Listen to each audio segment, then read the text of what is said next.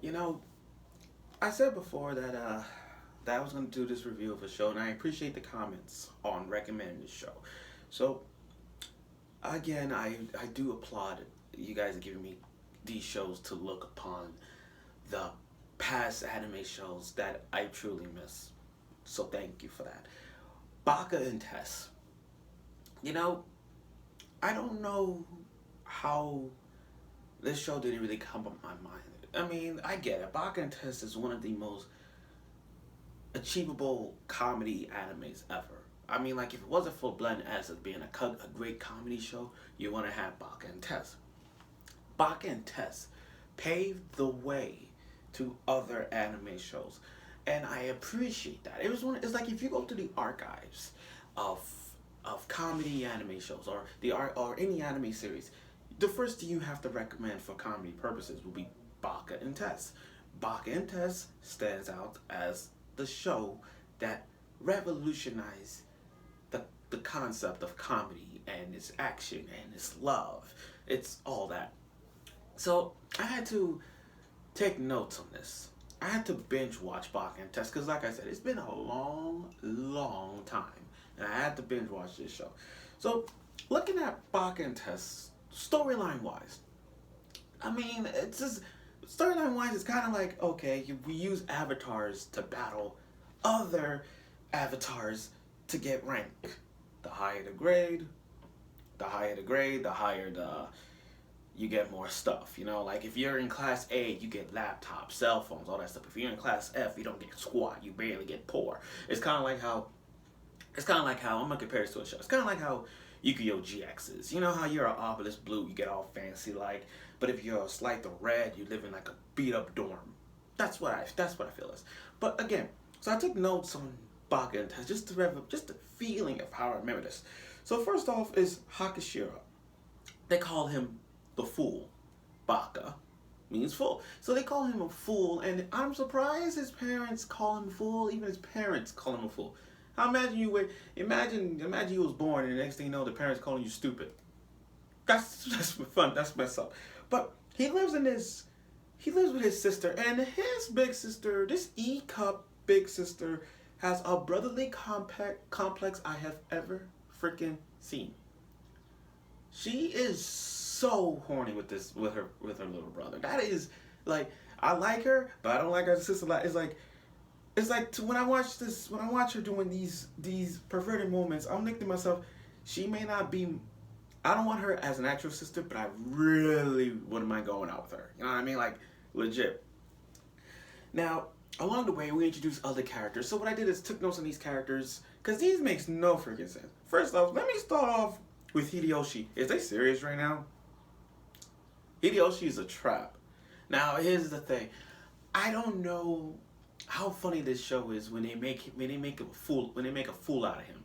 Like it's a boy, but he dressed in girl outfits.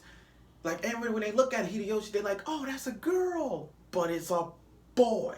He dressed in so many outfits, maid outfits, swimsuit outfits, everything that you know. He makes a good example of a trap, and I think Hideyoshi is one of the few traps in anime that kind of like top tier traps, like like the character in Blend has. I mean, yeah, but we're talking about but Hideyoshi stands out as the ultimate trap in my book. Like Hideyoshi is one of those guys that he looks good for the part. Like he looks good in female outfits. For some reason, they get jealous. All the girls get jealous of this, and I'm like, wow. Now,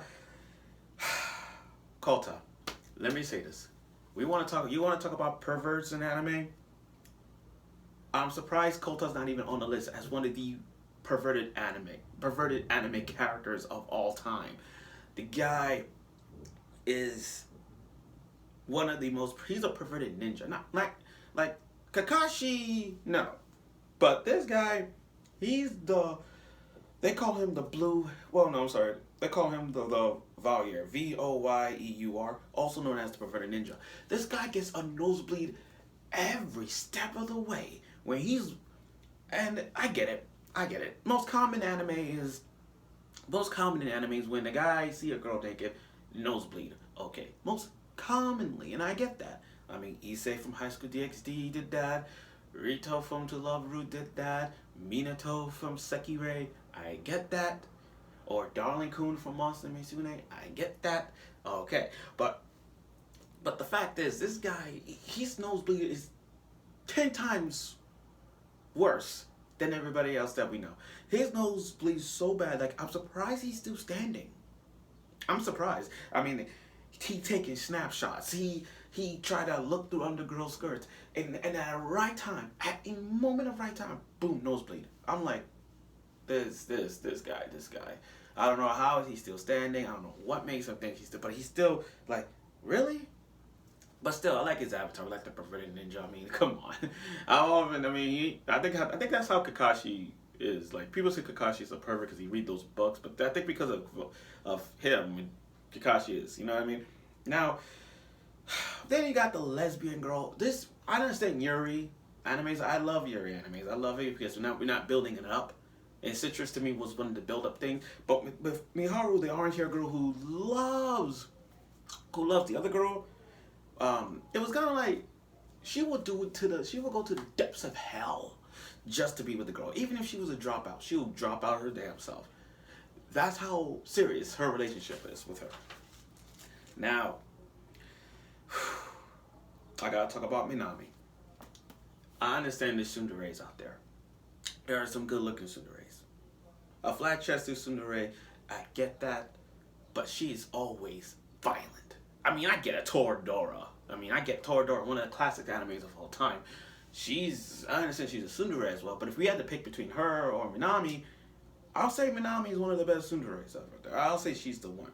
I mean, we've seen her do wrestling moves to the main character, and we know how tsunderes are. Tsunderes don't show emotions, even though she likes the character.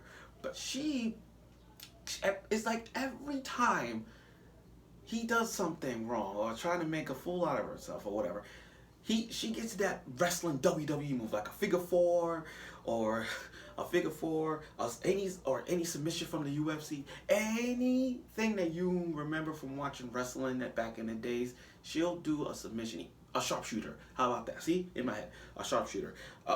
Anything. She will make him tap out. For a tsundere character like that to be so extra violent at times, that's the key. Now, the blue hair girl, Soko Kirishima, I like her. She's my favorite girl of the show. Not because of her personality, but she has that way of controlling Yuji to the core. I mean, I get it. Yuji's a dropout. And I get that.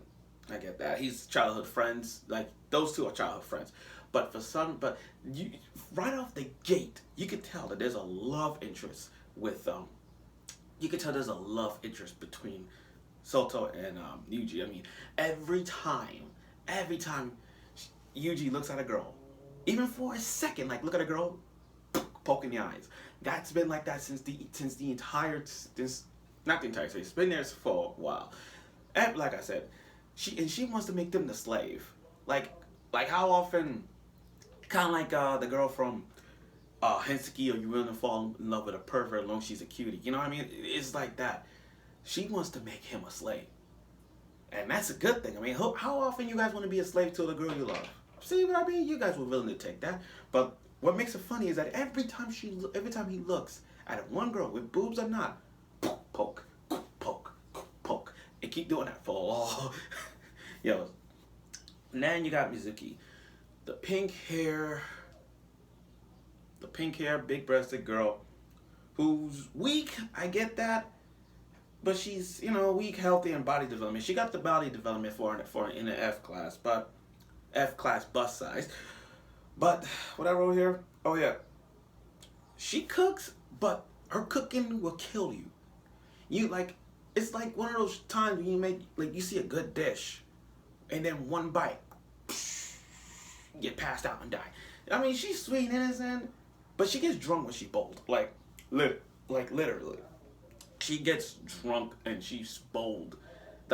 It's kind of like how characters are when they drink. And when they drink, their personality change. So when she drinks, her personality goes through the roof. We're talking going deep. Now, Baka and Test, after binge watching Baka and Test 2 seasons of OVA, I find this show very, very funny to watch. While many of us don't know Baka and Test that well, and many people have forgotten the many people have forgotten Baka and Test. It's still one of those shows that you can rewatch and remember the good times you have. Remember the comedy scenes of Baka and Test to relive the moments, the funniness that what made Baka and Test what it is. Now I know there are other comedy shows around, but Baka and Test is one of the shows that demonstrated the world of comedy, slice of life, love triangle of this show. And the storyline of Bach and Test, I get it. The concept of it is kind of like a little bland. A little bland. I mean, one class faced the other class for ratings. Used avatars against other avatars for ratings. I mean, it's kind of like in multiplayer games where we use our avatars against their avatars and just battle it out. That's just, it's common, but it's still funny to watch. So that's it for now. So if you want to watch anything for comedy purposes, if during quarantine to get the laughter out of you, I recommend watch Bach and Test. So that's it for now. Any other shows you'd like me to do a review on, I'll do my best to try it. And you can follow me on Instagram, which is AfterGlow30, or you can follow me on PSN. I'm always on PSN at times at night. Scorpio0918. So you can follow me on PSN if you'd like to. Anyway, so that's it for now, and I look forward to other reviews.